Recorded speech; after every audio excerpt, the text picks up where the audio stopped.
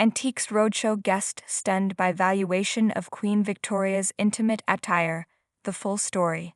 The latest episode of Antiques Roadshow left viewers and attendees in awe as a guest discovered that a collection of Queen Victoria's personal undergarments, passed down through his family, was valued at an astonishing £15,000 or more. The moment, which aired on Sunday, June 1, unfolded at the picturesque Wallerton Hall in Nottingham, where expert Hilary Kay delivered the jaw-dropping appraisal. A royal connection unveiled. The guest, who wished to remain unnamed, explained that the items had been inherited from his great-aunt, a lady's maid to the aristocratic Inglefield family in the late 1930s and 1940s. Lady Inglefield was the wife of Edward Fitzmaurice Inglefield, who came from a long line of naval officers, he shared. The connection to royalty, however, remained somewhat mysterious. Among the collection was a sketch by Princess Louise, one of Queen Victoria's daughters, depicting an Inglefield admiral. So somewhere there's a link? I'm miles off it, the guest admitted with a laugh. Hilary Kay, ever the historian, clarified the significance. Princess Louise was not only an artist but a key figure in Victorian high society. The fact that she sketched a member of the Inglefield family suggests a close association, perhaps even a gift of these intimate items as tokens of friendship or gratitude. Why would Queen Victoria's undergarments be in private hands? Hilary Kay addressed the elephant in the room. Why would the Queen's undergarments, stockings, a chemise, a nitrous, and even a pair of split drawers, end up in private collections? It's interesting, she mused. I've spoken with the historic royal palaces about this, and the prevailing theory is that Queen Victoria herself instructed her staff to distribute them. Contrary to assumptions that such items were discarded due to wear, Hilary suggested a more sentimental motive. She likely gave them away not because they were worn out, but because they were made of exquisite fabric and in good condition. She may have hoped they'd be repurposed, but given their deeply personal nature, many recipients kept them as cherished souvenirs, a direct link to the monarch herself. The collection presented on the show was remarkably well preserved.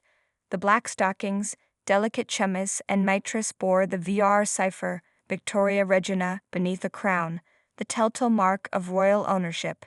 But it was the split drawers, a practical undergarment of the era, that particularly fascinated Hilary.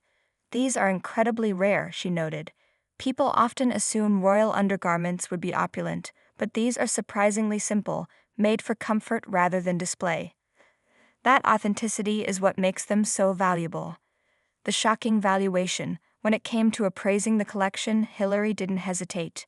The market for royal memorabilia, especially items with such a personal connection, is incredibly strong, she said.